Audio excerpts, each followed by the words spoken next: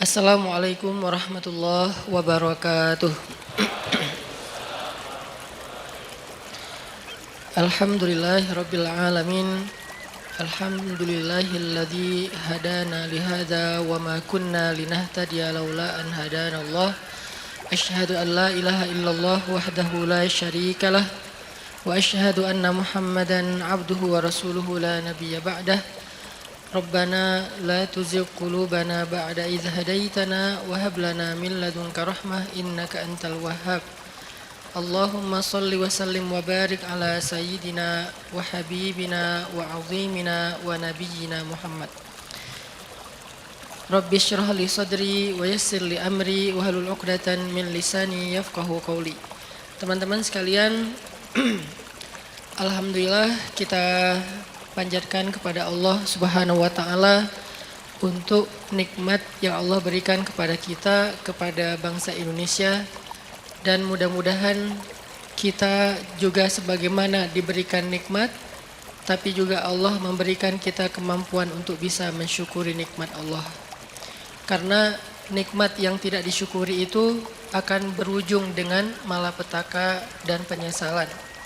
Sebaliknya, ujian yang disabari itu akan berujung dengan kenikmatan.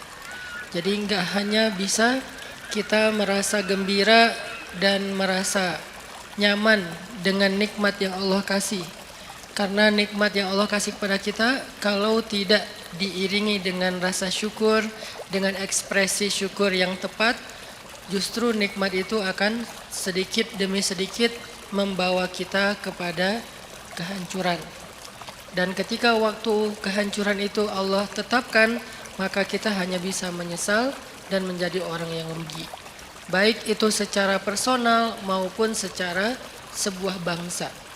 Kalau bangsa ini diberikan nikmat kemerdekaan, bangsa ini diberikan nikmat untuk bisa keluar dari banyak masalah, banyak tekanan, banyak peristiwa-peristiwa besar termasuk pada tanggal 30 September dan seterusnya. Lalu kita tidak mampu mensyukurinya dengan ekspresi syukur yang benar, maka justru nikmat-nikmat yang sudah banyak Allah berikan kepada bangsa ini akan diganti menjadi kebinasaan dan malapetaka. Na'udzubillahi min dzalik.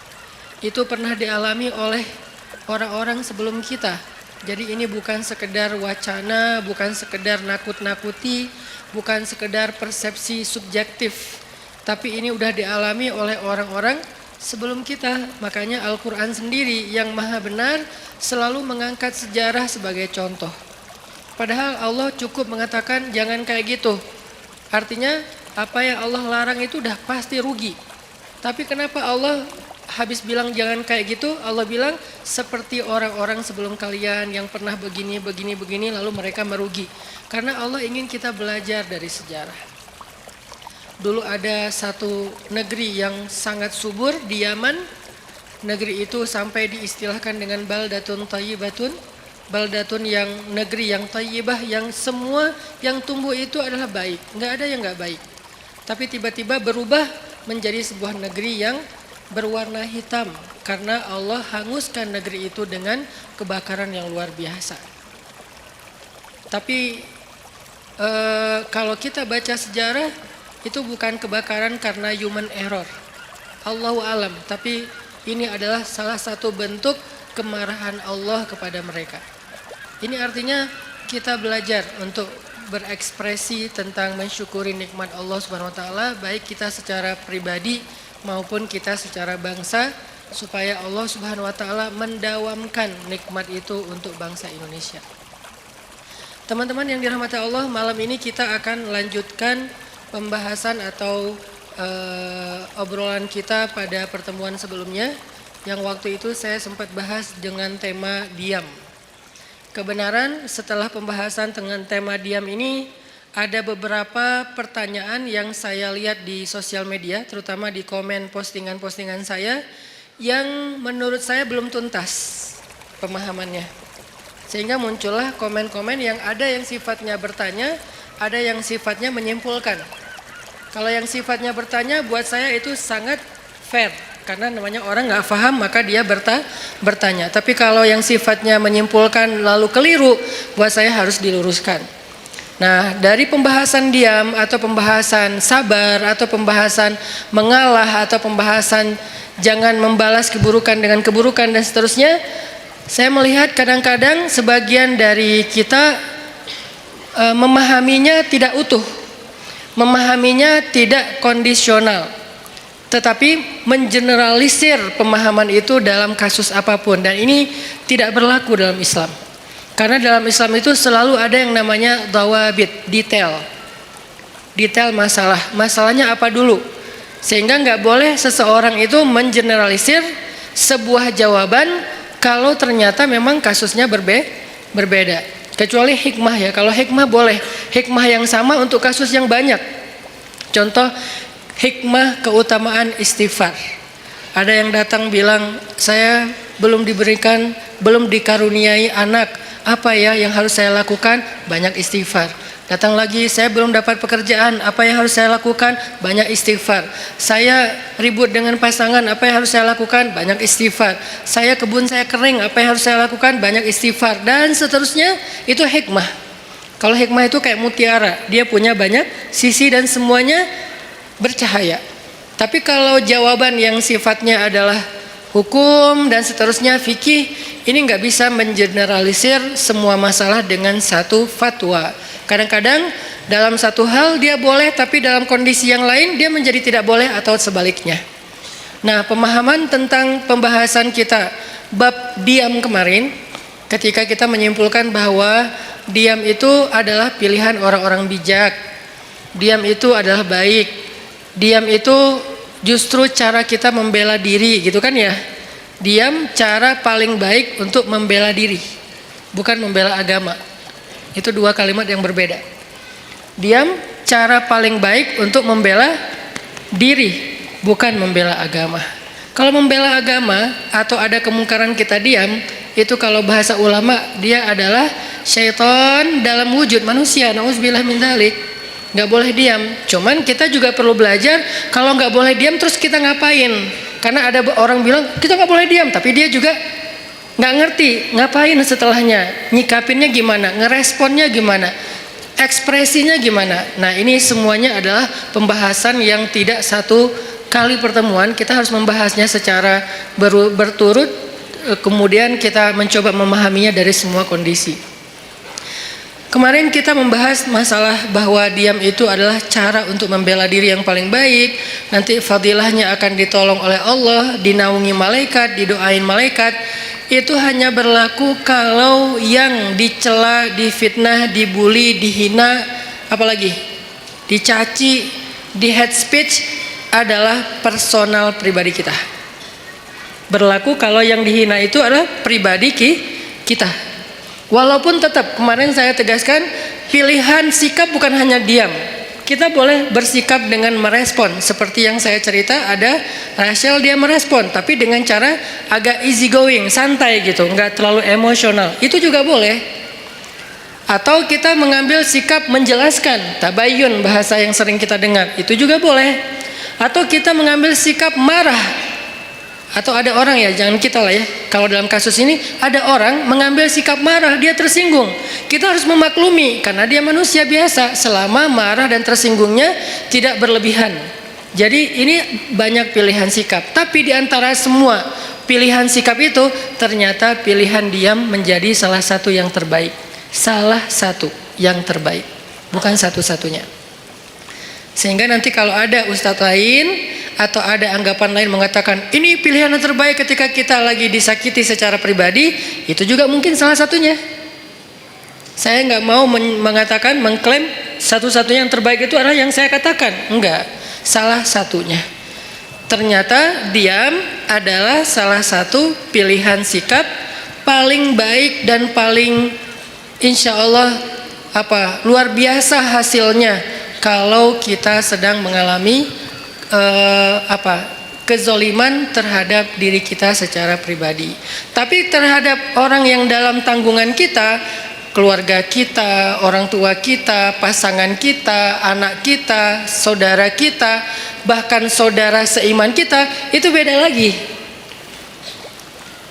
Karena kalau misalnya ada saudara seiman kita disakiti, kita diam, berharap terus nanti malaikat akan mendoakan kita, ini kayaknya ini agak klise ya. Nggak seperti itu pemahamannya. Kalau saudara seiman kita dizolimi, disakiti, maka berlakulah hadis Nabi, tolonglah saudaramu yang zalim atau yang terzolimi. Yang zalim atau yang terzolimi. Para sahabat bertanya, ya Rasulullah, menolong saudara kami yang terzolimi, kami mengerti, maklum, itu sesuatu yang semua orang insya Allah memaklumi. Maklum itu bahasa Arab, maklum. Tapi menolong saudara kami yang menzolimi, itu gimana? Kata Nabi, cegah dia dari perbuatan zalim, berarti engkau telah menolong dia. Ini artinya menolong saudara kita yang dalam keadaan terzolimi, teraniaya, difitnah, disakiti, kita boleh menolongnya, kita boleh merespon, kita boleh membela, tapi dengan cara-cara yang juga harus ada di dalam etika moralnya seorang yang beriman. Tapi kalau diri kita, maka contoh-contoh yang saya angkat kemarin rata-rata lebih ke sikap dia kalau dia pribadi yang disakiti. Ada siapa kemarin? Maryam. Ada Aisyah nanti di surat An-Nur. Ketika Aisyah dituduh selingkuh dengan Sofwan, Aisyah diam. Maryam dituduh berzina, nggak punya suami tapi punya anak, Maryam diam. Nah ini artinya yang dituduh, yang disakiti itu adalah personal orangnya, sehingga sikap orang itu adalah diam setelah dia mencoba untuk tabayun sewajarnya. Sekali dua kali setelah itu tidak dilanjutkan karena sudah dijelaskan, sehingga tidak berlanjut dengan perdebatan. Itu adalah tutorial diam dalam kondisi ketika kita sedang disakiti. Lalu bagaimana kalau misalnya yang dibully, yang difitnah, yang dicela, yang dihina itu adalah agama, bukan pribadi kita, tapi agama. Contoh yang bagian dari agama udah nggak bisa dipisahin itu pertama adalah masalah Allah sebagai Rabb, sembahan, pencipta, pemilik, pemelihara, harapan kita, tempat kita bergantung, pokoknya dengan segala keluasan makna Rabb. Kalaupun nggak utuh, agar mudah dipahami kita menyebutnya Tuhan. Walaupun itu bukan kalimat yang bisa menjelaskan secara utuh dari makna Rabb. Tapi setidaknya sedikit menjelaskan kepada kita, oh Allah berarti Tuhan. Kalau Allah sebagai Tuhan yang dicela gimana? Kalau Nabi sebagai Rasulullah, kekasih Allah, teladan kita, kekasih kita yang dicela gimana? Kalau syariat yang dicela gimana? Kadang-kadang bukan dicela secara langsung, tapi dibikin jadi tidak berharga. Itu juga mencela kan? Ada hal yang sakral dalam agama dibilang sesuatu yang biasa aja. Ini nih sesuatu pencelaan dengan cara yang tidak langsung terhadap agama.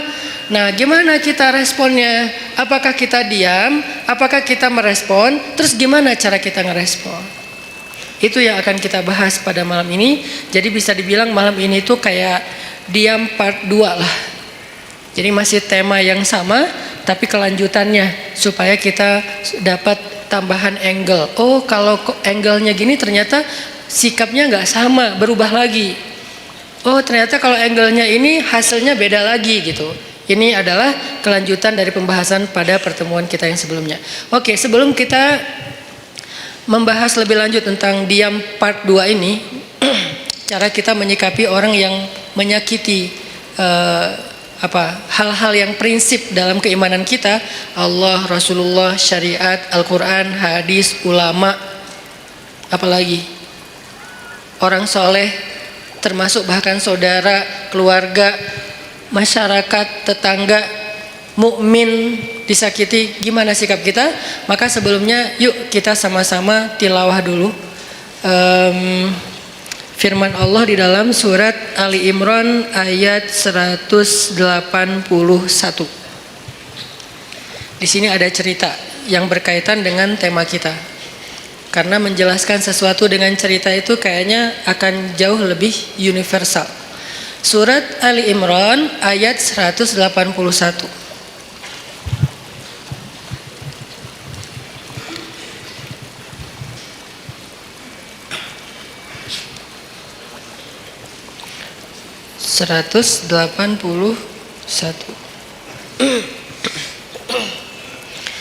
أعوذ بالله من الشيطان الرجيم. Silakan.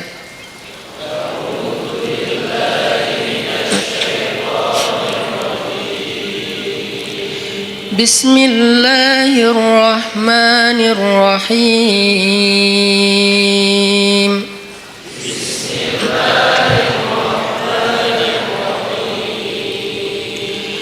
لقد سمع الله قول الذين قالوا إن الله فقير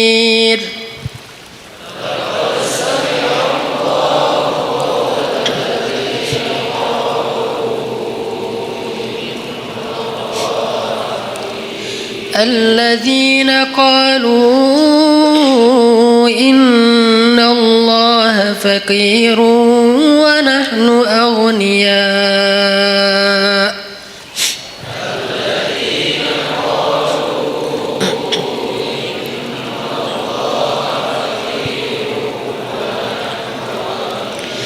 سنكتب ما قالوا وقتلهم الأنبياء بغير حق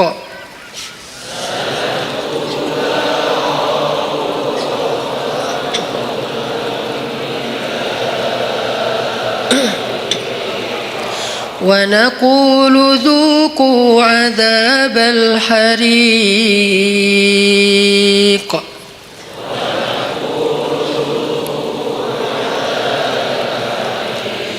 ذلك بما قدمت أيديكم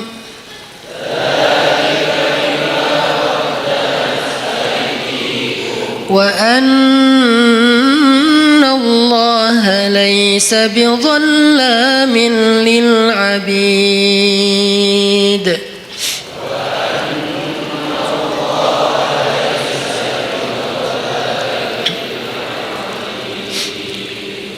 Nah, sebelum kita baca terjemah, saya pengen ceritain dulu sedikit adegan yang berkaitan dengan ayat ini. Satu hari Abu Bakar As-Siddiq lagi main ke sebuah kawasan atau ke sebuah pasar tempat orang-orang Yahudi ngumpul. Jadi kayak di Madinah itu kan ada orang Islam sama orang Yahudi kan hidup berdampingan. Cuman seringnya orang Yahudi ini bikin masalah. Mereka membatalkan perjanjian, mereka mengganggu kaum muslimin, mereka menyebarkan fitnah, termasuk salah satunya fitnah Aisyah selingkuh. Akhirnya satu demi satu kabilah Yahudi itu kemudian diusir oleh Nabi karena berkali-kali melanggar perjanjian. Maka jadilah kota Madinah itu hanya tinggal kaum muslimin saja. Tadinya Islam di Madinah itu sangat berdampingan dengan orang Yahudi karena dasarnya Islam itu kan rahmatan lil alamin ya, nggak mau ngerecokin orang, nggak mau ganggu orang, itu Islam banget tuh. Islam nggak mau ganggu orang, Nabi itu paling nggak enak ngerepotin orang, itu tuh Islam banget. Tapi juga Islam punya prinsip, dia punya hal yang buat dia itu nggak bisa ditawar. Salah satunya adalah kehormatan, apalagi yang berkaitan dengan kehormatan perempuan.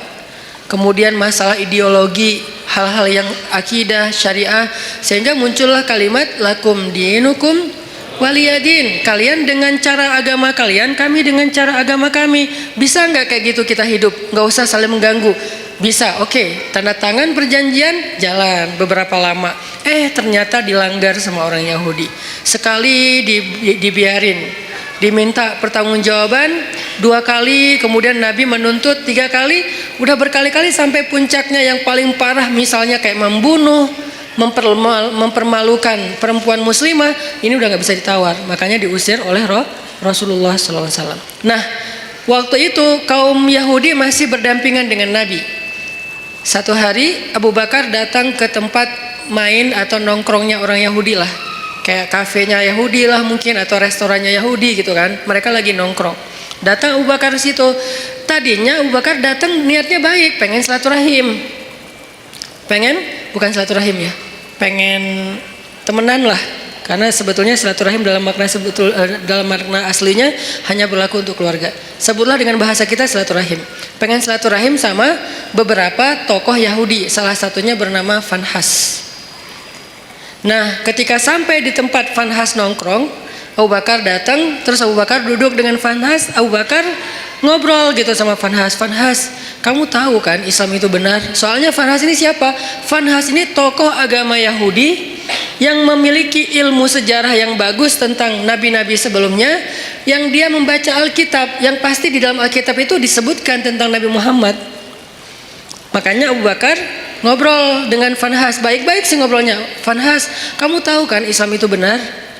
Kamu tahu kan Muhammad itu utusan Allah sesuai dengan yang kamu baca di dalam literasi kamu? Kata Fanhas, ya emang kenapa? Terus kenapa kamu nggak ikut aja, nggak beriman, cuma nanya doang gitu, bukan maksa? Apa jawaban Fanhas? Bagaimana saya mau mengikuti sebuah agama yang Tuhannya itu miskin, yang Tuhannya itu fakir, dan dia membutuhkan harta dari kita? Ketika dia berfirman, "May yuqridullaha qardan hasana." Itulah bedanya orang yang kufurnya kufur fikrah, intelektual, dengan kufur karena dia nggak paham. Kalau orang yang kufur nggak paham, kita toleran banget. Orang-orang yang nggak suka dengan syariah karena dia nggak paham, kita toleran banget. Ya udah, nggak apa-apa, nggak maksa. Dia nggak mau menjalankan syariat, nggak apa-apa. Tapi kalau dia mempengaruhi orang lain dengan sebuah propaganda, dengan framing negatif, dengan hal-hal yang membentuk opini publik yang salah, nah ini dalam Islam perlu diluruskan. Kalau di dalam masyarakat lingkungan bangsa kita tuh kayak beberapa tokoh sekuler liberal, salah satunya yang kemarin sempat ramai bilang menghafal Quran udah nggak penting gitu kan. Ya mungkin dia kurang baca sejarah juga menurut saya, padahal itu sejarah yang paling simpel sih, nggak harus jadi ahli. Bahwa di masa Nabi selain udah ada penghafal Quran, Nabi juga menyuruh sahabat untuk menulis Al-Quran. Udah ada penghafal Quran banyak, ada Ibnu Mas'ud, ada Ibnu Abbas, ada Ibnu Umar, ada banyak sahabat penghafal Quran yang hidup di masa Nabi. Tapi tetap aja Nabi nyuruh nulis Al-Quran. Atau sebaliknya, udah ada yang nulis tapi tetap aja Nabi memotivasi mereka menghafal Al-Quran. Jadi ada yang menghafal, ada yang menulis, cuman belum dijilid kayak gini. Ini namanya mushaf. Kalau belum dijilid namanya nuskhah. Kalau udah dijilid namanya mushaf. Sudah satu jilid, sehingga dari Al-Fatihah sampai Al-Ikhlas, An-Nas udah ada di sini semua gitu. Baik berbentuk fisik ataupun berbentuk platform digital kayak yang di handphone dan seterusnya. Dulu di masa Nabi belum dijilid, masih lembaran-lembaran yang terpisah. Ada yang ditulis di kulit binatang, ada yang ditulis di pelepah pohon, ada yang ditulis di batu. Sehingga sahabat-sahabat itu mendapatkan Al-Quran nggak utuh 30 juz. Lagian kan Al-Quran belum turun 30 juz kan? Baru turun sejuz, 5 juz, 10 juz, kan bertahap tuh. Sampai akhirnya turun total sebelum Nabi wafat 30 juz. Sehingga sahabat kalau baca Quran ada yang cuman di rumahnya itu 2 lembar, ya udah itu aja terus yang dibaca, soalnya dia nggak hafal. Ada sahabat yang baca Quran 1 juz, ya udah itu aja yang dihafal, yang dibaca. Baru kemudian dijilid pada masa Abu Bakar As-Siddiq atas inisiatif dari Umar bin Khattab. Kata Umar, ya Abu Bakar, kenapa nggak kita jilid aja Al-Quran supaya nggak berceceran di mana-mana? Kata sahabat yang lain, ya Umar, gimana kita mau melakukan sesuatu yang tidak dilakukan Nabi? Ini pertanyaan sering muncul kan sekarang. Ngapain kita lakukan sesuatu yang nggak dilakukan Nabi? Kata Umar, seandainya Nabi masih hidup, pasti Nabi akan mengatakan ini baik. Kalau bahasa orang yang lebih fanatik lagi sekarang, tapi kan Nabi nggak melakukan. Seandainya itu baik, kenapa Nabi nggak ngelakuin? Berarti apa yang Nabi nggak lakuin berarti nggak baik. Nah ini nih pemikiran nggak terbuka. Umar itu orang yang sangat open minded banget, sehingga dia banyak nyampain gagasan-gagasan yang justru kayak sesuatu yang baru gitu di zaman itu. Lalu akhirnya setelah disyurakan oleh para sahabat, mereka sepakat bahwa ini baik, maka dilakukanlah proses penjilidan Al-Quran pertama di masa Abu Bakar. Kemudian diulangi lagi, lebih teratur lagi di masa Utsman bin Affan. Karena di masa Utsman itu ada semacam polemik soal tata cara membaca Al-Quran, karena banyaknya orang non-Arab yang masuk Islam, lalu mereka salah dalam membaca ayat-ayat secara huruf, secara baris. Kalau baris saja masih mending, ini hurufnya salah. Kenapa huruf bisa salah Ustadz? Karena dulu Al-Quran itu tulisannya nggak ada titik. Kalau sekarang kita nyebut Arab gundul itu nggak ada baris ya. Kalau dulu tuh lebih gundul lagi. Bukan hanya nggak ada baris tapi nggak ada titik. Jadi shin dengan sin itu sama-sama nggak punya titik. Shad dengan dot itu sama, nggak ada titik. Lo dengan to sama, nggak ada titik. Ba, ta, sa sama, nggak ada titik. Jadi linusabbita bihi fuadak bisa dibaca linubayyina bihi fuadak. Jauh kan? Linusabbita bihi fuadak, untuk kami teguhkan hatimu dengannya, bisa dibaca linubayyina bihi fuadak, untuk kami perjelas maksud di dalam hatimu dengannya. Itu jauh banget perbedaannya. Kenapa? Karena tidak ada titik. Akhirnya banyak orang non Arab yang masuk Islam di masa Utsman salah membaca huruf. Jadilah Al-Quran itu agak banyak kesalahan. Dan itu rame yang membaca dengan cara yang salah. Akhirnya Utsman berinisiatif untuk mengumpulkan lagi cara baca yang tadinya 10 huruf menjadi 1 huruf. 1 huruf menjadi 10 qiraat dan seterusnya. Itu pokoknya rumit lah pokoknya. Sejarahnya rumit. Intinya di zaman Nabi itu udah ada smartphone dalam bentuk tulisan di lembaran-lembaran. Atau kenapa tetap dianjurkan menghafal Quran? Ini jawaban paling logis menurut sejarah. Belum lagi nanti ada jawaban dari sisi spiritual, bahwa menghafal Quran itu fadilahnya luar biasa. Kita tuh dapat mahkota di padang mahsyar. Hanya orang yang tidak beriman atau ragu dengan janji Allah dan Rasul yang gak peduli dengan hal kayak gini, bahwa nanti dia akan pakai mahkota cahaya di padang mahsyar, dia bisa menyelamatkan 10 keluarganya. Gak bisa nyelamatin saudara kita, keluarga kita 10 orang dengan membawa smartphone. Di padang mahsyar, ya Allah, di smartphone saya nih ada Al-Quran, boleh gak saya selamatin keluarga saya? Jangankan keluarga, mantan aja gak bisa. Coba gimana?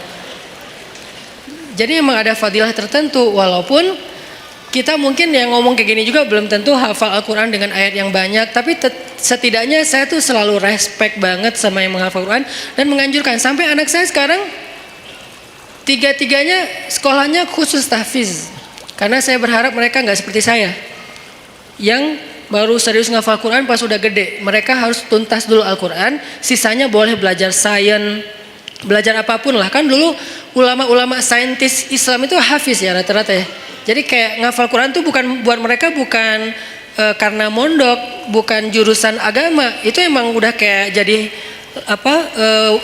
jadi budaya yang soleh di antara masyarakat Islam. Aisyah pondok tahfiz, Maryam pondok tahfiz yang pulangnya sebulan sekali. Yang saya cerita, saya juga kadang-kadang bete gitu, nggak bisa ketemu anak, tapi harus sabar. Yahya masuk TK tahfiz, yang dari TK itu udah mulai belajar tahsinnya pakai bahasa Arab, bukan pakai bahasa Indonesia. Dia menghafal huruf pakai bahasa Arab. Yang saya pernah sekali tampilin di YouTube ya, yang alifun Allah kayak gitu-gitulah. Saya juga nggak hafal, dia hafal. Artinya saya respect banget dan berharap banget anak-anak menghafal Quran untuk nyelamatin saya nanti di akhirat gitu. Karena saya ngerasa kayak siapa tahu kalau saya belum pantas masuk surga dan belum cukup amalnya, disyafaatin oleh pastinya setelah Rasulullah SAW adalah anak yang hafiz. Gak bisa pakai smartphone, gak bisa pakai Google Drive untuk menyelamatkan keluarga kita di padang mahsyar, apalagi dapat mahkota. Tapi menyimpannya di smartphone, Google Drive, boleh-boleh aja, ikhtiar kita untuk memudahkan mendapatkan Al-Quran ketika mau dibaca. Nggak masalah pakai smartphone, cuman menghafal dia pasti punya kelebihan sendiri. 1 huruf yang dihafal itu pasti beda. Nah, ini adalah orang-orang yang pemikirannya membahayakan, ngaco. Nah, fanhas sama, orang-orang yang tidak beriman tapi dia mempengaruhi orang lain dengan kesalahpahaman terhadap kebenaran. Itulah fanhas.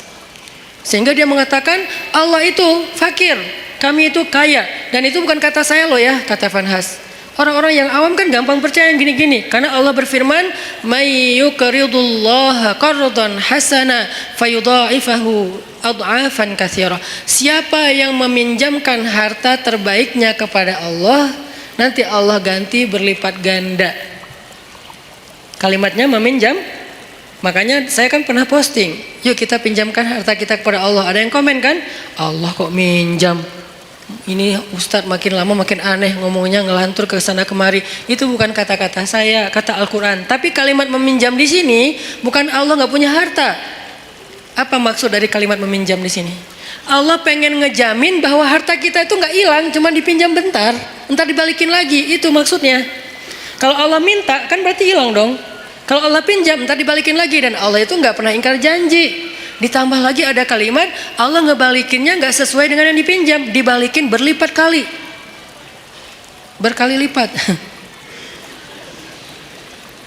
Karena tadi kebalik jadi kebalik juga kata-katanya. Dibalikin berkali lipat. Nah di situ juga dikritisi sama si Vanhas. Kata Vanhas, kalau gitu Allah menggunakan sistem riba dong. Kan kita nggak boleh riba. Allah melarang kita riba, tapi dianya sendiri pakai cara riba. Gara-gara dia lagi butuh duit, nggak punya harta, minjam ke kita, biar kita mau, akhirnya dia pakai cara riba. Nggak fair dong Allah kalau kayak gitu. Marah Abu Bakar. Langsung ditonjok sama Abu Bakar Vanhasnya. Gubrak. Wah, Abu Bakar aja yang selama ini kalem, diam aja. Orangnya sabar kalau dirinya yang kebayang nggak ketika di Mekah Abu Bakar itu dikeroyok orang gara-gara ngebelain Nabi. Sampai saking dahsyatnya mereka mengeroyok Abu Bakar, itu wajah Abu Bakar tuh hancur dan nggak dikenali. Kamu siapa Abu Bakar? Kok jadi gitu? Mukanya tuh hancur. Abu Bakar terima digituin. Tapi ketika Allah dihina sama Vanhas, wah itu digebukin terus-terusan sama Abu Bakar sampai Vanhas dibela rame-rame, terus Abu Bakar pulang. Vanhas datang ke Rasulullah SAW bilang, ya Muhammad, lihat nih apa yang dilakukan sahabat kamu kepada saya. Ini yang kamu bilang Islam, yang katanya damai segala macam. Siapa yang melakukan itu? Abu Bakar. Rasulullah aja nggak percaya. Abu Bakar. Kalau Umar, Nabi percaya. Karena Umar kan orangnya tegas, keras kan, ghalidun syadid. Itu julukan Umar, keras dan tegas. Umar. Sampai ada yang datang ke rumah Umar nanya tentang satu masalah. Kata Umar, kenapa kamu tanya ke saya? Kan ada Rasulullah di tengah-tengah kita. Jadi nggak boleh nanya fatwa hukum tentang agama kepada seseorang ketika ada Nabi di situ, tuh nggak boleh. Salah fatal. Sama kayak kita ada ulama, nanyanya yang bukan ulama, nggak boleh nanya ke ulama aja. Makanya ketika kita nanya tentang agama bukan ke ulama, padahal di bangsa Indonesia ini banyak ulama, kita tuh udah salah. Jadi nanya aja udah salah, pasti jawabannya lebih salah. Walaupun benar tetap salah. SOP-nya nggak kayak gitu. Nah ada orang datang ke Umar nanya tentang agama. Kata Umar, kenapa kamu nggak nanya ke Rasul? Masa nanyanya ke saya? Kata dia, saya udah datang ke Rasul. Terus apa jawaban Rasul? Jawaban Rasul saya nggak berkesan. Maksudnya kayak bukan itu yang saya harapin. Dia kayak maksa gitu, pengen jawaban sesuai harapan dia. Kan ada orang kayak gitu kan.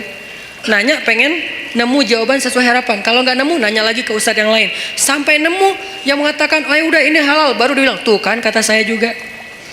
9 ustadz bilang haram, 1 ustadz bilang halal, dia ambil yang 1. Nah ini masih mending lah sesama ustadz. Ini mah Rasul. Rasul udah kasih jawaban, tapi saya nggak cocok gitu. Makanya saya tanya kepada kamu. Menurut saya kamu bijak. Dipuji-puji Umar. Apa yang dilakukan Umar? Kata Umar, ya udah tunggu sebentar ya. Dia masuk, keluar bawa pedang. Udah dihunuskan pedangnya. Bukan bawa pedang dalam sarungnya, dihunuskan pedangnya. Ini nih jawaban saya nih, langsung kabur tuh orang. Itu Umar. Karena Umar tersinggung, dianggap sebagai orang bijak, sementara Rasul aja ditolak. Itu penghinaan buat Rasul dan penghinaan buat Umar sendiri. Makanya Umar langsung ngeluarin pedang, orangnya kabur. Tapi ini yang melakukan Abu Bakar, bukan Umar. Orang yang nggak pernah dikenal, pernah mukulin orang. Satu-satunya yang pernah dipukul Abu Bakar itu cuma berhala. Ketika dia masih kecil, diajak ayahnya untuk ngelilingin tawafin berhala. Ayahnya yang tawaf, Abu Bakar duduk nungguin. Pas ayahnya udah pergi, berhala itu dilemparin sama Abu Bakar. Lo ngapain sih orang-orang tawaf ke lo, padahal nggak bisa ngapa-ngapain. Itu Abu Bakar, salah satu sahabat, walaupun sedikit sekali jumlahnya, sahabat yang nggak pernah syirik bahkan di masa sebelum Islam. Abu Bakar, salah satunya. Abu Bakar, Khadijah, Ali. Ini orang-orang yang dari sebelum Islam pun mereka nggak pernah syirik, nggak pernah nyembah berhala. Tapi yang lain pernah lalu bertaubat dan masuk Islam, kemudian menjadi lebih baik. Abu Bakar yang melakukan. Rasulullah, Abu Bakar, dipanggil Abu Bakar. Lalu Nabi nanya baik-baik karena ini Abu Bakar nih. orang yang wibawa, orang yang baik hati, orang yang lembut. Gak boleh langsung dipercayai aja nih omongan, apalagi nih Fanhas yang ngomong. Rasulullah nanya, ya Abu Bakar, ini perbuatan kamu? Ya Rasulullah. Nabi kaget. Jadi itu bukan hoax. Benar nih Abu Bakar nonjokin orang, gebukin orang. Ya Rasulullah. Ya Abu Bakar, kenapa kamu pukul dia? Apa jawaban Abu Bakar? Ya Rasulullah, inna aduwallah qala qawlan aziman annallaha faqirun wa annahum minallahi anillahi aghniya. Ya Rasulullah, sesungguhnya musuh Allah ini mengatakan satu kalimat yang sangat fatal, yang sangat buruk tentang Allah. Dia bilang Allah itu fakir dan mereka itu kaya dan tidak butuh kepada Allah. Maka ghadibtu lillah ya Rasulullah, saya marah karena Allah ya Rasulullah. Rasulullah nanya ke si Fanhas, Fanhas, benar kamu bilang Allah fakir? Enggak, namanya juga orang Bani Israel. Enggak semua Yahudi itu kayak gitu, karena ada Yahudi yang lurus dulu, enggak tahu sekarang. Tapi umat Yahudi kan Nabi Musa Yahudi yang membawa agama Yahudi, kemudian nanti ada keluarga Nabi Musa yang Yahudi, termasuk sampai Zakaria, Imran Yahudi kan. Jadi bukan agamanya, Bani Israel lah yang paling bawel itu. Ternyata dia bohong, dia bilang enggak. Wah Abu Bakar udah mukulin saya, sekarang dia memfitnah saya. Muhammad, beginikah didikanmu terhadap sahabatmu? Rasulullah bingung, mana yang benar nih? Abu Bakar mukul Fanhas, tapi Fanhas bilang saya nggak mengatakan hal yang kayak gitu, saya disakitin sama Abu Bakar. Abu Bakar itu emang benci sama saya sejak dulu. Akhirnya ketika Nabi tidak bisa menilai siapa yang benar siapa yang salah, turunlah ayat ini. Allah mendengar pembicaraan orang yang mengatakan Allah fakir dan kami kaya, dengan segala macam kemarahan Allah juga marah tuh. Di sini Allah kayak bilang, aku juga marah, bukan Abu Bakar doang, kata Allah. Jadi Abu Bakar kayak dibela gitu sama Allah. Abu Bakar, bareng kita marah sama dia. Gitu. Kan keren ya Abu Bakar ya di situ ya. Sampai Allah mengatakan apa tadi ayatnya teh? Wa naqulu dzuqu adzabal harik, dan kami balas ucapan mereka dengan kalimat dzuqu adzabal harik, rasakan azab yang membara. Itu tuh ancaman Allah kepada Fanhas nanti di akhirat. Artinya Allah tuh merestui Abu Bakar marah. Allah merestui Abu Bakar marah. Tapi kita jangan buru-buru menyimpulkan ini terus kita langsung take action ya. Wah ini bahaya, gue tonjokin aja nih. Jangan, karena ini nih Fanhas. Yang kita hadapi kan bukan Fanhas kan, beda-beda kan. Ada yang namanya apa, mungkin dia pakai nama Abu atau apalah kayak gitu-gitu kan. Ini nggak boleh difanhasin, karena kalau dia difanhasin nanti jadi rame, Islam malah yang jelek juga kan. Makanya ya hadapi aja dengan argumentasi ilmiah, hadapi aja dengan penjelasan yang meluruskan persepsi kepada masyarakat, nggak usah terpancing. Biarkan harusnya hukum yang bergerak di situ, karena emang kewajiban seorang yang memegang hukum, penguasa. Kalau dia nggak mengambil tindakan hukum, dia bertanggung jawab di hadapan Allah SWT. Dalam arti membiarkan orang menghina Allah, Rasulullah, agama Allah. Membiarkan saja dosa, karena dia mampu untuk mencegah, untuk menyikapinya, untuk menghukum dengan cara yang terbaik. Di zaman Umar, ketika Umar jadi khalifah, ada tuh yang kayak gitu tuh, suka nyebarin hal-hal yang kayak aneh, nyeleneh tentang agama. Asalnya dari Irak. Dia ini emang tokoh liberalnya Irak lah. Dia nyebarin fitnah tentang makna ayat Al-Quran. Saya lupa tapi ayatnya apa, nanti saya cek lagi. Tapi dia kayak bikin keraguan orang terhadap kebenaran Al-Quran. Kalau dalam bahasa ulama ini disebut dengan istilah syubhat. Makanya ada istilah raddus syubhat, menolak membantah syubhat-syubhat tentang agama. Ada yang mengatakan misalnya ternyata melakukan hubungan walaupun tidak halal, tidak resmi, tidak dalam akad nikah, asalkan sama-sama rela, itu sesuatu yang dibolehkan. Ini namanya syubhat, menyebarkan fitnah tentang agama di tengah-tengah masyarakat. Ini fatal banget dalam sebuah sebuah bangsa atau masyarakat. Di zaman Umar ada orang kayak gitu. Kalau kita baca sejarah kekhalifahan Umar itu luar biasa loh. Ada orang yang dideportasi karena terlalu ganteng, selebgram, terlalu ganteng, dan itu nggak ada hasil editan. Kalau saya kan ngeditnya lama kan ya, pakai editor terbaik lah, Rifat C. Tapi kalau ini nggak perlu diedit, udah emang ganteng.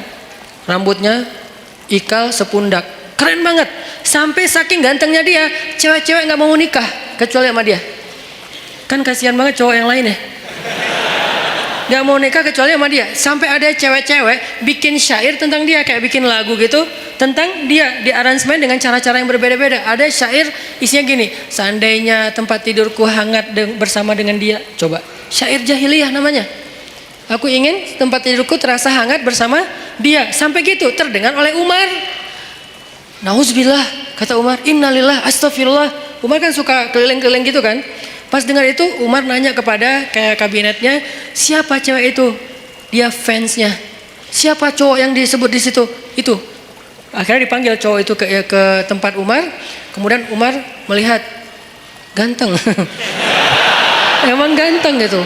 Kenapa kok cewek senang sama dia? Gantengnya di sebelah mana ya? Akhirnya Umar berkesimpulan yang buat dia makin ganteng itu emang mahkotanya adalah rambut. Rambutnya adalah mahkota. Akhirnya, kamu tahu kesalahan kamu apa? Apa wahai Amirul Mukminin? Kamu terlalu ganteng. Salah saya apa? Kan saya takdirnya lahir seperti ini, Ci. Ya udah, sekarang kamu harus dikurangi kegantengannya sedikit biar nggak jadi fitnah. Itu tuh di zaman Umar, ada yang kayak gitu kejadiannya. Coba, kayak gitu-gitu aja diurus oleh negara loh. Demi supaya, kan tugas seorang pemimpin itu adalah menjamin rakyatnya itu tidak terjadi masalah kan, termasuk masalah moral. Ini kan masalah moral yang nanti merusak juga masalah spiritual, iman, ibadah, kan jadi nggak khusyuk ngingat dia terus lagi sholat. Makanya nggak boleh. Nah akhirnya kata Umar, kamu harus dikurangin kegantengannya. Caranya dipotong rambutnya. Astagfirullahaladzim, digundul, dipotong sampai habis. Akhirnya ini hak saya gimana? Hak kamu adalah kamu akan dibayar oleh negara. Gara-gara dipotong rambut dibayar oleh negara. Akhirnya dia dipotong rambut. Besok datang lagi karena rambutnya udah habis, kan malu kan, rambut udah habis. Dia pakai sorban. Datang ke Umar. Kata Umar, ini lebih ganteng. Ternyata pakai sorban malah lebih keren lagi gitu. Aduh, Umar bingung nih gimana diapain. Masa dibuka sorbannya, kasihan, mempermalukan. Islam itu menjaga banget hak orang lain, gak mau mempermalukan. Dia tetap rambutnya dihabisin, tapi jangan dibiarin kelihatan orang banyak karena itu malu. Soalnya itu kayak aib kalau di Arab rambutnya pelontos gitu, itu aib. Sehingga akhirnya dikasihlah sorban. Malah makin ganteng. Umar bingung. Akhirnya Umar memutuskan dia harus dideportasi ke sebuah kampung yang isinya nenek-nenek. Kampung itu nenek-neneknya pas dia datang, gitu. Kan parah juga nih nenek-nenek. Akhirnya dia dideportasi ke luar negeri yang kampungnya isinya orang ibu-ibu tua, yang dia atas tindakan itu dia digaji oleh pemerintah. Ini adilnya Islam, hukum tegak tapi fair. Hukum tegak tapi fair. Dia nggak hanya dideportasi terus biarin dalam keadaan terlunta-lunta, enggak. Dia dikasih gaji oleh pemerintah.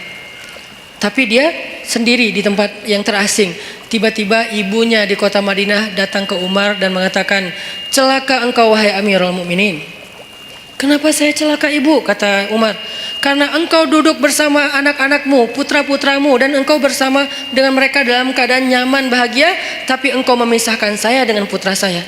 Siapa putra ibu? Fulan underscore Fulan. Oh, yang selebgram itu? Iya. Ya udah, ibu maunya apa? Saya jauh dari putra saya kangen dengan putra saya. Kamu tahu nggak sih rasanya kangen gitu kan? Terus gimana maunya ibu? Saya pengen ketemu putra saya. Ya udah, akhirnya diputuskan oleh Umar, ibunya juga ikut dengan anaknya tinggal di sana, dibiayai oleh negara. Itu tuh masa kekhalifahan Umar, sampai hal-hal kayak gitu diurus. Termasuk laki-laki yang dari Irak tadi, orang sekuler Irak yang pengen ngacak-ngacak pemikiran umat Islam tentang Al-Quran. Dia mengatakan, ini lihat nih ayat nih kayak gini-gini. Tapi dia ngomongnya kemana? Dia ngomongnya di pasar, bukan di majelis para ulama, bukan di masjid, di pasar. Karena kalau di pasar kan jarang ada ulama nih, sehingga orang percaya aja sama dia, sama omongannya. Dipanggil sama Umar, tahu nggak kesalahan kamu apa? Apa? 2. 1, kamu sudah menyebarkan fitnah agama di tengah-tengah masyarakat sehingga mereka ragu tentang Al-Quran. 2, kalau kamu nggak ngerti ayat itu harusnya kamu tanya kepada ulama, bukan nanya kepada orang awam. Atas kesalahan yang fatal ini, maka saya hukum kamu dengan dicambuk. Karena dia udah nyebarin banyak fitnah. Orang sampai ragu nggak mau lagi baca Quran. Orang menganggap Al-Quran itu nggak otentik segala macam. Itu kan banyak kan obrolan orang sekuler tentang kayak gituan. Akhirnya dicambuk dan diancam, kalau kamu masih melakukan hal yang sama, maka saya akan berikan hukuman yang lebih berat. Akhirnya dia pulang ke Irak dan sejak itu dia taubatan nasuha. Itu terjadi. Nah, Fanhas kayak gitu banget. Yang nyebarin fitnah tentang agama Allah. Allah fakir, Allah itu riba dan seterusnya. Sehingga akhirnya Allah turunkan ayat tadi dan Allah membela Abu Bakar As-Siddiq. Nah, kalimat yang saya pengen kita renungkan dari kalimatnya Abu Bakar itu apa? Ghadibtu lillah ya Rasulullah. Saya marah karena Allah ya Rasulullah.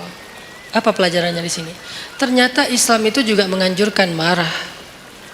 Menganjurkan cinta, menganjurkan maaf, menganjurkan sabar, menganjurkan tersinggung, menganjurkan marah, menganjurkan membalas.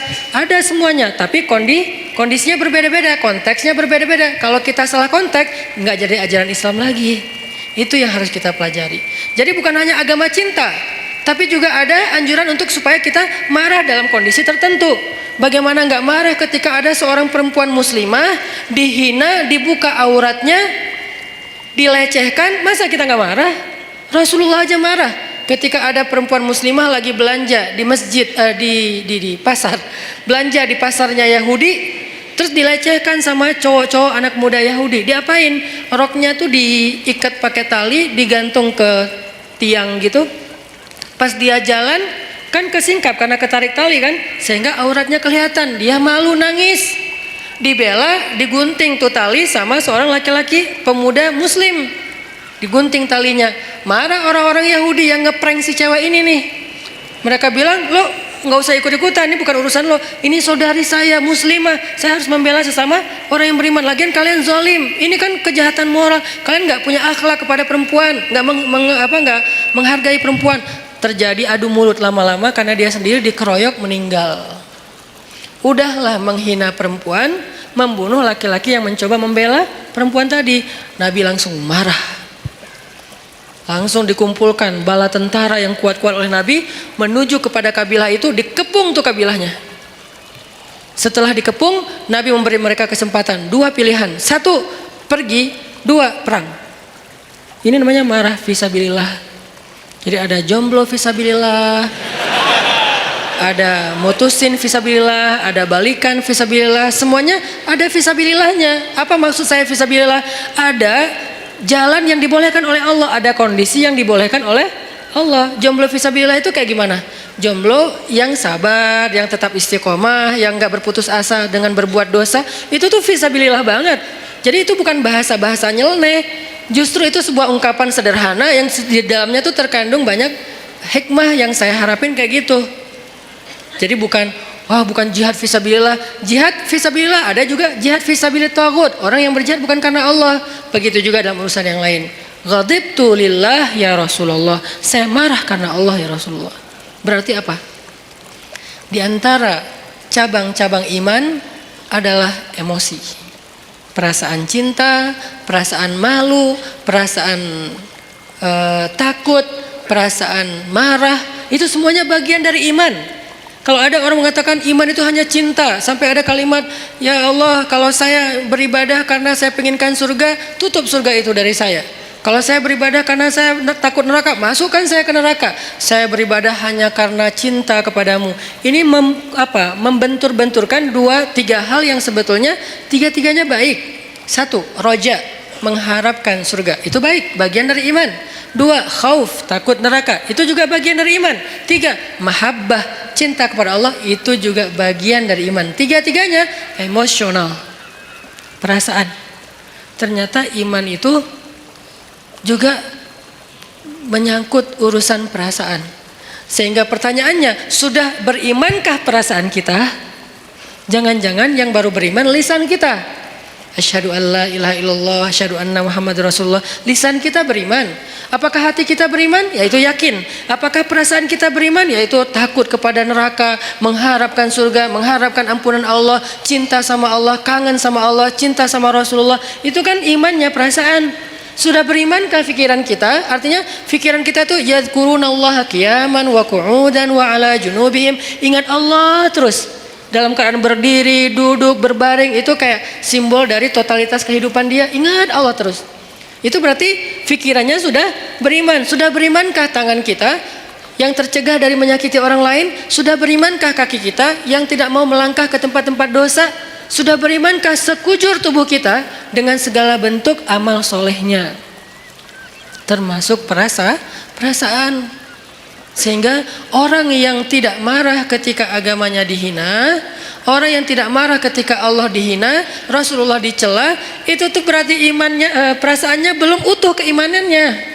Saya nggak bilang nggak beriman ya, karena itu terlalu ekstrim menuduh orang tidak beriman. Tapi dalam bab itu dia belum utuh keimanannya, belum baik keimanannya. Karena harusnya dia marah. Cuman yang harus kita perjelas juga adalah gimana cara kita marah. Gimana cara kita mengekspresikan marah. Marah harus, tapi mengekspresikannya ada banyak cara dan itu sangat kondisional. Gak bisa digeneralisir. Tapi marah harus. Tersinggung harus. Coba kalau ada yang menghina ibu kita, marah gak? Marah pasti, gak mungkin gak marah. Salah gak kita marah?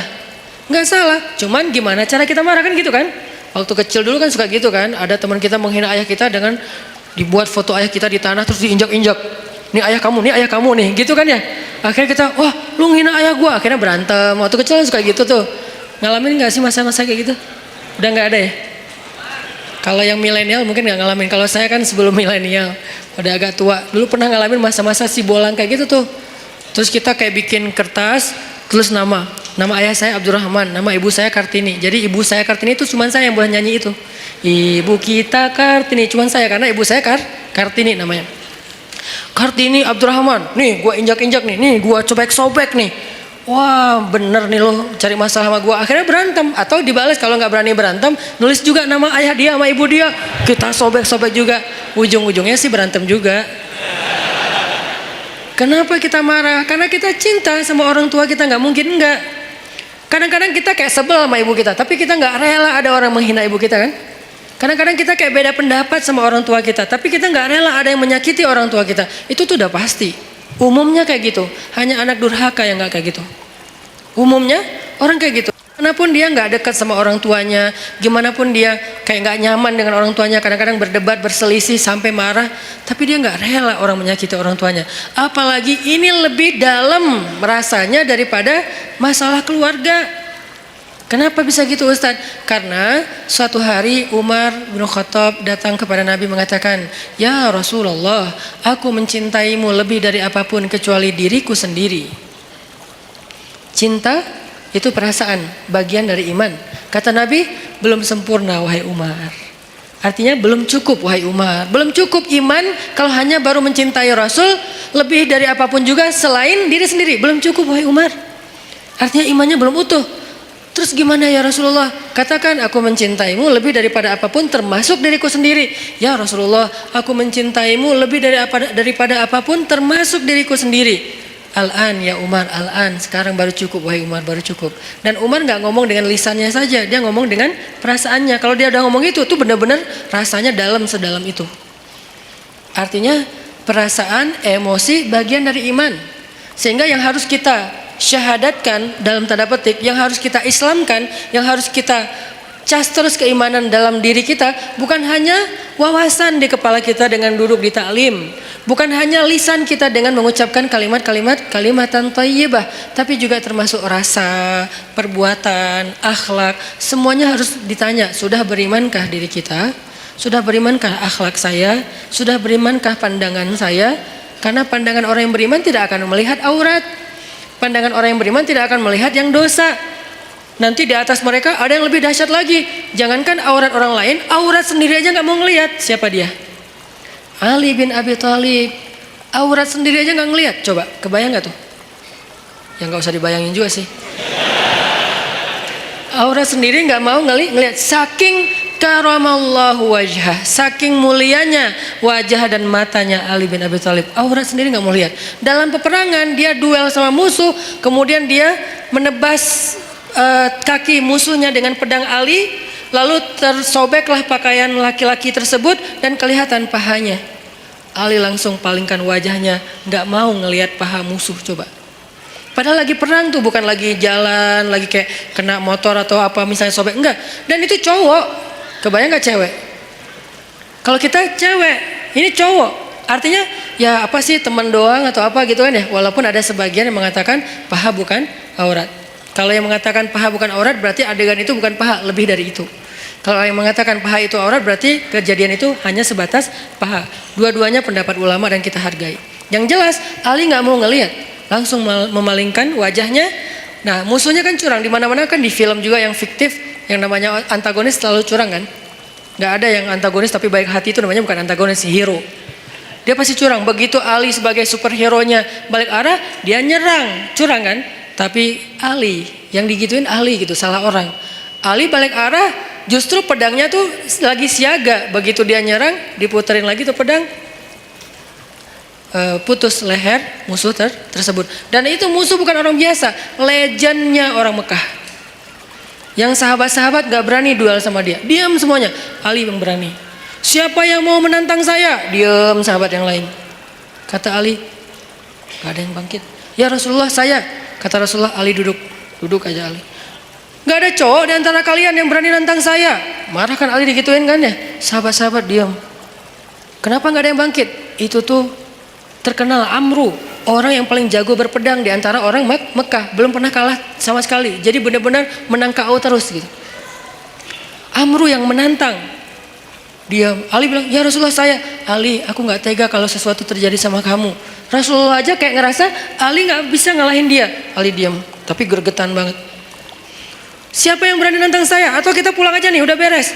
Akhirnya, ya Rasulullah, jangan biarkan dia menghina Islam, biarkan saya menghadapi dia, Allah yang akan menolong saya. Ali hati-hati ya. Ya Rasulullah, datanglah Ali. Akhirnya tarung dan Ali menang telak dalam pertarungan waktu itu. Ini karamallahu wajah. Matanya itu mata yang beriman, telinganya telinga yang beriman, lisannya lisan yang beriman, wajahnya wajah yang beriman. Gimana wajah yang beriman? La tahkiranna minal ma'rufi syai'a walau antalqa akhaka biwajhin taliq. Janganlah kalian ngeremehin amal soleh walaupun kecil, walau sekedar bertemu dengan saudaramu dengan wajhun, wajah, bahasa Arab jadi bahasa Indonesia, wajah yang apa, sumringah, wajah berseri-seri, wajah yang happy. Jangan ketemu teman kita cemberut aja. Kamu kenapa? Enggak, emang muka saya emang kayak gini. Nah, kalau itu beda ya. Tapi berusaha untuk tersenyum. Itu tuh wajah beriman. Jadi wajah aja, ada wajah beriman, ada yang wajah tidak beriman. Wujuhu yauma idzin muswaddat, gitu ya kurang lebih. Pokoknya wajah mereka hari itu dalam keadaan tertutup debu, dalam keadaan apa? Alaiha ghabarah, dalam keadaan tertutup debu, dalam keadaan hitam legam. Itu wajah orang kufur. Sedangkan orang yang beriman, wajahnya bercahaya, wajahnya happy, wajahnya bahagia dari sejak di dunia. Wajah kita sudah berimankah? Kemudian apa lagi? Hati kita sudah berimankah? Perasaan kita sudah berimankah? Tangan, kaki kita sudah berimankah? Rambut kita sudah berimankah? Dan seterusnya, semuanya. Gimana rambut yang beriman, Ustadz? Nabi melarang kita untuk membuat rambut yang terlalu ditipisin sebelah ya, sampai tinggal di atas doang gitu kan. Itu dalam Islam dilarang. Berarti rambut yang beriman yang nggak kayak gitu. Kalau ditipis sedikit nggak apa-apa, tapi ini tipisin habis tinggal gini doang. Ya, itu tidak dianjurkan dalam Islam. Berarti rambut yang beriman, rambut yang biasa-biasa aja. Kalau bisa agak luar biasa dikit. Tadi kayak cowok yang keren tadi, rambutnya sepundak, ikal. Kalau nggak mampu Ustadz, karena kalau udah saya panjang nggak turun ke bawah, naik ke atas, ya udah jangan dipaksain. Tergantung jenis rambut. Yang jelas rapi, terus dirawat sama dia kan ya. Itu rambut orang beriman. Ternyata iman itu bukan hanya soal sholat, puasa, termasuk perasaan. Jadi marah itu bisa jadi bagian dari iman kalau tepat dalam kondisinya. Sehingga Abu Bakar marah, ghadibtu lillah ya Rasulullah. Itu kata kuncinya. Aku marah karena Allah wahai Rasulullah SAW. Sehingga kita wajib marah teman-teman. Sampai Nabi pernah mengatakan juga dalam masalah perasaan dan iman itu ada hubungannya. Kata Nabi, salasun man kunna wajada fihi halawatal iman. Man kunna fihi wajada halawatal iman. Ada 3 hal yang kalau seseorang itu ngerasain kalau seseorang itu mendapatkannya berarti dia merasakan nikmatnya iman. Merasakan puncaknya iman. Merasakan loh ya, bukan melakukan, bukan mengatakan, bukan memikirkan, tapi merasakan, rasa. Dan 3-tiganya rasa. Ada 3 perasaan yang kalau seseorang mendapatkan dalam dirinya berarti dia berada di puncaknya iman. 1, ayyakunallahu wa rasuluhu ahabba ilaihi mimma siwahuma. Ketika Allah dan Rasul lebih dicintai olehnya dari apapun juga. Cinta, perasaan. Yang kedua, perasaan juga. Ayyuhibbal mar'a la yuhibbuhu illa lillah. Mencintai seseorang dan tidak mencintainya kecuali karena Allah. Mencintai sesama muslim, mencintai ulama, mencintai habaib, mencintai para kiai, mencintai guru-guru kita, mencintai orang yang soleh, yang lebih soleh dari kita, mencintai, itu perasaan. Dan itu adalah wajada halawatul iman, puncaknya iman. Ketiga, ayyakraha ayyauda ilal kufr kama yakrahu ayyuqadhafa finnar. Benci, ternyata benci juga bagian dari iman. Benci bagian dari iman. Jadi kalau ada orang Islam itu tidak membenci, benci. Kepada apa dia benci? Kepada dosa, kepada kemungkaran, kepada kekufuran dia benci. Makanya bahasanya ayyakraha ayyauda ilal kufr. Dia benci untuk kembali kepada kufur. Saya enggak mengatakan kalimatnya benci kepada orang kafir, enggak. Benci kepada kembali kepada kekufuran. Artinya perbuatannya. Dia benci dengan perbuatan dosa, bermaksiat, dia benci. Berarti kalau kita udah bisa membenci dosa-dosa kita di masa lalu, insya Allah kita sudah merasakan puncaknya iman. Benci. Jadi kalau dikatakan Islam itu nggak ada kebencian, ada kebencian dalam banget. Kebenciannya bagian dari 70 cabang iman. Tapi bencinya siapa? Yang dibenci adalah dosa. Makanya ada ayat Allahumma habib, ada doa Allahumma habib ilainal iman wa zayyinhu fi qulubina wa karrih ilainal kufra wal fusuqa wal isyan waj'alna minar rasyidin. Itu doa diambil dari ayatnya walakinnallaha habbaba ilaikumul iman wa zayyanahu fi qulubikum wa karraha ilaikumul kufra wal fusuqa wal isyan wa ja'alakum minar rasyidin. Allah menjadikan kalian apa mereka gitu sebagai orang yang mencintai keimanan dan menjadikan rasa cinta itu indah dalam hati mereka. Lalu menjadikan mereka benci kepada kekufuran dan itulah orang yang mendapatkan petunjuk. Benci kepada kufur, dosa, fusuk. Fusuk itu apa? Akhlak yang buruk. Dia nggak suka. Jadi kalau kita ngelihat ada orang yang perangainya nggak bagus dan kita ngerasa itu kayak entertain, hiburan, ini kita berarti nggak punya benci nih. Jangan benci orangnya, benci perangai perbuatan yang buruknya. Orangnya nggak ada, ini lain lagi ceritanya. Karena orang bisa berubah kan? Kalau keburukan dari zaman iblis sampai nanti kiamat, ya tetap namanya keburukan. Yang benar sudah jelas, yang buruk sudah jelas. Tapi kalau orangnya bisa berubah. Pagi dia kufur, malam dia mukmin. Pagi dia setan, malam bisa jadi malaikat. Makanya jangan membenci orangnya. Siapa tahu suatu saat dia berubah. Tapi membenci perbuatannya wajib, bagian dari iman. Ada orang yang memperolok-olok agama. Ya kita benci perbuatannya, orangnya kita serahkan kepada Allah. Kalau perlu kita doain ya Allah beri dia petunjuk. Tapi perbuatannya wajib kita benci. Jangan sampai perbuatan memperolok-olok agama malah kita ketawain seolah-olah itu hiburan. Berarti kita nggak punya benci fisabilillah. Makanya ada marah fisabilillah, ada benci fisabilillah, ada cinta fisabilillah, ada takut fisabilillah, ada kangen fisabilillah. Kangen siapa? Kangen dengan Rasulullah SAW. Seperti kangennya Bilal, sampai saking puncak kangennya luar biasa, dia nggak sanggup azan. Saking kangennya nggak sanggup azan. Kalau kita azan biasa aja gitu kan, mungkin semangat, tapi nggak sampai bikin kita nggak bisa ngucapin asyhadu anna Muhammadan Rasulullah. Nggak kuat Bilal ngomong itu. Kenapa? Kalimat itu dia ucapkan dulu ketika Nabi masih hidup dan mendengar. Kalau Bilal azan, Nabi senyum-senyum.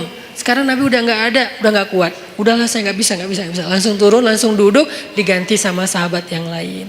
Itu kangen fisabilillah. Apakah kita punya kangen fisabilillah? Apakah kita punya cinta fisabilillah? Apakah kita punya benci fisabilillah? Apakah kita punya marah fisabilillah? Apakah kita punya memaafkan fisabilillah? Karena semuanya perasaan. Sakit hati fisabilillah ada, tapi ada juga sakit hati yang nggak dibolehin. Baper fisabilillah banyak, makanya baper itu bisa jadi ibadah. Tergantung konteks. Kan baper itu bawa perasaan kan? Benar nggak sih artinya? Salah satu di antara baper yang berpahala yang gimana? Baper ketika sholat. Allahu Akbar. Idza waqa'atil waqi'ah. Udah mulai baper tuh. Bawa perasaan. Begitu disebutkan tentang orang-orang yang golongan kiri, wah udah nggak kuat lagi. Dia nangis, dia gemeteran, saking gemeteran lututnya nggak kuat menanggung beban tubuhnya, dia tersungkur, kharru, tersungkur, lalu dia sujud, sujadan, dia sujud, wabukiya, dan dia menangis dalam sujudnya. Siapa dia? Umar bin Khattab, orang yang paling baper dalam sholatnya. Kalau udah baca ayat-ayat kiamat di dalam sholat, Umar baper banget. Makanya ada baper yang negatif, ada baper yang positif. Sehingga semua itu soal perasaan, teman-teman.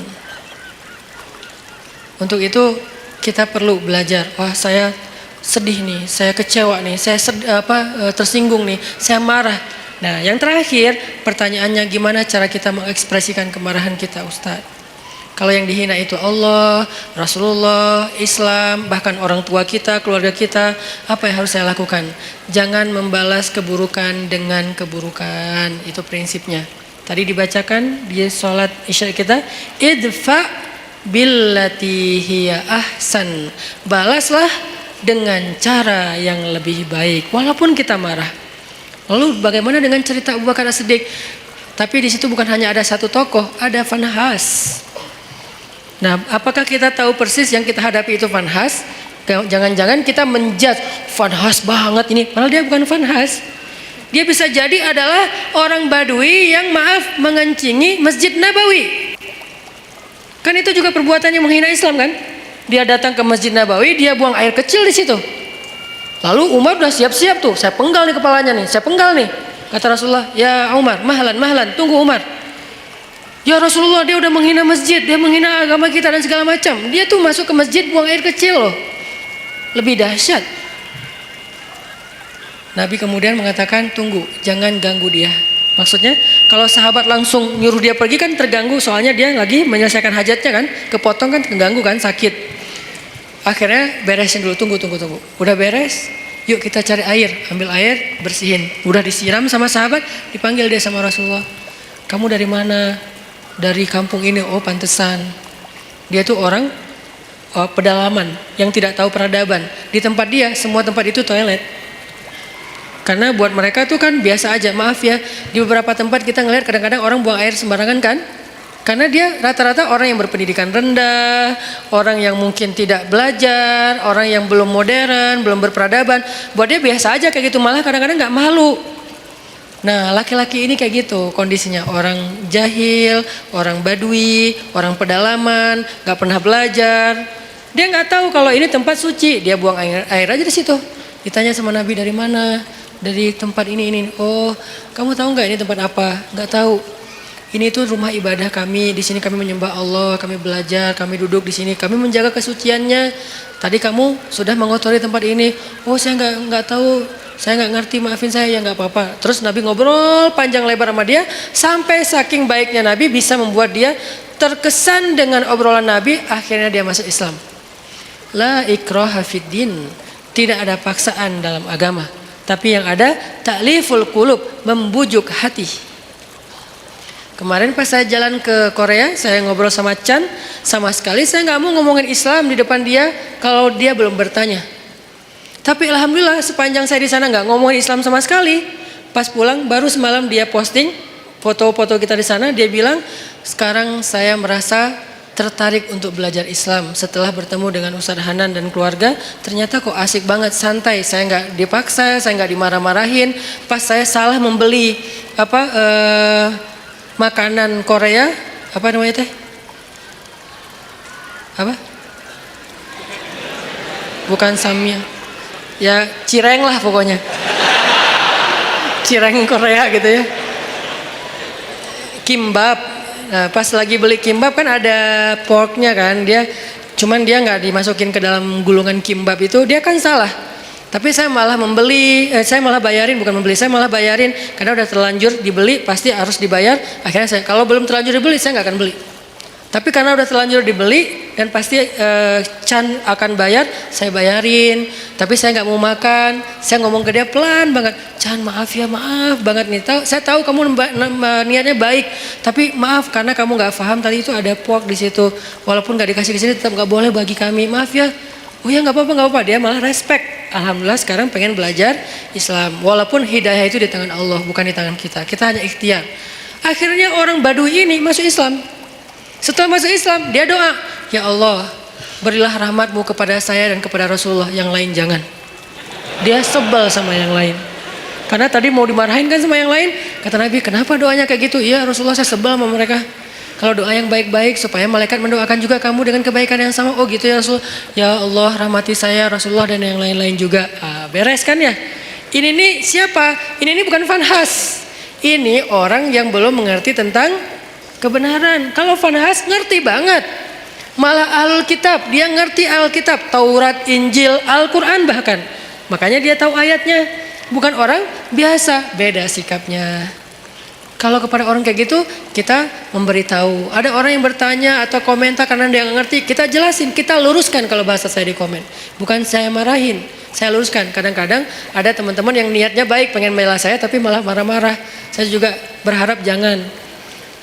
Ini Ustaz Hanan, malu nggak lo? Jangan ngomong kayak gitu. Ini mempermalukan orang. Saya juga cuma ngomong kalau ini tentang saya diam. Kalau tentang Rasulullah, saya luruskan. Kayak gitu bahasanya, saya pilih diksi yang tidak menjudge. Sehingga nanti sikap kita mudah-mudahan mewakili wajah Islam. Walaupun nggak sempurna, soalnya kita manusia biasa ya. Islam sempurna banget tapi kita nggak sempurna. Setidaknya kita udah berusaha untuk menampilkan wajah Islam terbaik yang kita mampu. Orang baru tertarik. Nah, idfa billatihi ahsan. Balaslah dengan cara yang lebih baik. Ada di surat apa itu? Coba kita buka surat Fussilat, surat ke-41 ayat 34. Idfa billati hiya ahsan. Kalau kita bisa membalas keburukan orang dengan cara yang lebih baik. Maksud cara yang lebih baik itu gimana Ustadz? Bisa jadi orangnya kita pahamkan. Itu kan cara lebih baik kan? Dia menghina Islam, kita nggak menghina dia. Kita nggak menghina agamanya, kita pahamkan. Oh ini maksudnya. Kalau dia nggak bisa juga, kita coba kebaikannya dengan cara lain. Kadang-kadang ada kebaikannya bukan dengan pemahaman, dengan narasi. Kita kasih dia hadiah kalau ada yang kenal dengan dia. Minimal kita senyumin dulu. Minimal kita nasehatin dengan diam-diam lewat DM atau apapun lah. Pokoknya jangan sampai kita mencela, mendebat, ngebully rame-rame dengan nge-replay komennya dia. Kasihan. Kadang-kadang dia nggak ada niat mencela. Cuman karena nggak paham, akhirnya di replay banyak ratusan replay, semuanya menjat dia. Saya kasihan kadang-kadang kayak gitu. Padahal niat saya tadi pengen meluruskan, tapi di bawah tuh wah macam-macam. Walaupun niatnya baik, tetap caranya belum tepat. Sehingga balaslah dengan billatihi ahsan. Hasilnya apa kalau kita bisa konsisten kayak gitu? Hasilnya faidza bainaka wa faidal ladzi bainaka wa bainahu adawah ka'annahu waliyun hamim. Bisa jadi kalian yang tadinya bermusuh-musuhan dengan cara idfa billatihi ahsan, membalas dengan yang baik, dia akan menjadi waliyun hamim, pelindung yang sangat setia. Menjadi kawan baik, menjadi sahabat karib, menjadi pelindung yang setia, yang loyal. Itu hasil cara kita marah. Boleh marah tetap, tapi ekspresikan marah itu dengan cara-cara yang justru melahirkan kebaikan. Satu. Cara yang kedua, kalau misalnya kita nggak mampu, ini kan yang paling ideal nih. Saya nggak mau memberikan solusi ideal doang, sementara saya juga nggak selalu bisa kayak gitu. Dan saya manusia biasa. Nanti kalau sesekali teman-teman melihat saya di sosial media, kadang-kadang kepancing, itu karena Hanan Attaqi itu manusia, bukan malaikat. Yang saya omongin di sini nggak semuanya mampu saya amalkan. Makanya saya kasih beberapa alternatif. Yang paling tinggi, idfa billati hiya ahsan. Itu haqqa tuqatih, sebenar-benar takwa. Kalau nggak mampu haqqa tuqatih gimana ya Rasulullah, kata sahabat. Kalau nggak mampu haqqa tuqatih, sebenar-benar takwa, Allah berfirman di surat At-Taghabun, fattaqullaha mastata'tum. Bertakwalah kepada Allah semampu kalian. Allah aja kayak gitu coba. Pertama disuruh apa? Sebenar-benar takwa. Dalam kasus ini sebenar-benar takwa adalah balaslah keburukan dengan kebaikan. Itu sebenar-benar takwa. Yang paling ideal udah. Tapi kan kadang kita mampu, kadang enggak kan? Kadang-kadang kita memang benar-benar mampu dan kita kayak takjub gitu. Kok saya bisa ya membalas keburukan dengan kebaikan? Di komen negatif, di hate speech kita balas makasih. Kadang bisa. Kadang orang ngomong baik-baik kita malah marah-marah. Namanya juga manusia. Naik turun imannya. Kalau iman lagi naik jadi malaikat, kalau lagi turun jadi setan. Kan gitulah kita ya. Sehingga Allah tahu banget lah kita tuh manusia biasa. Sehingga setelah Allah bilang ittaqullaha haqqa tuqatih, bertakwalah dengan sebenar-benar takwa. Salah satu kasusnya adalah balaslah dengan yang lebih baik. Allah katakan fattaqullaha mastata'tum. Kalau nggak bisa, maka bertakwalah kepada Allah semampu kalian. Di akhir surat At-Taghabun. Jadi dua ayat ini saling mengutuhkan. Nah, dalam kasus semampu kita gimana? Coba teman-teman buka Al-An'am.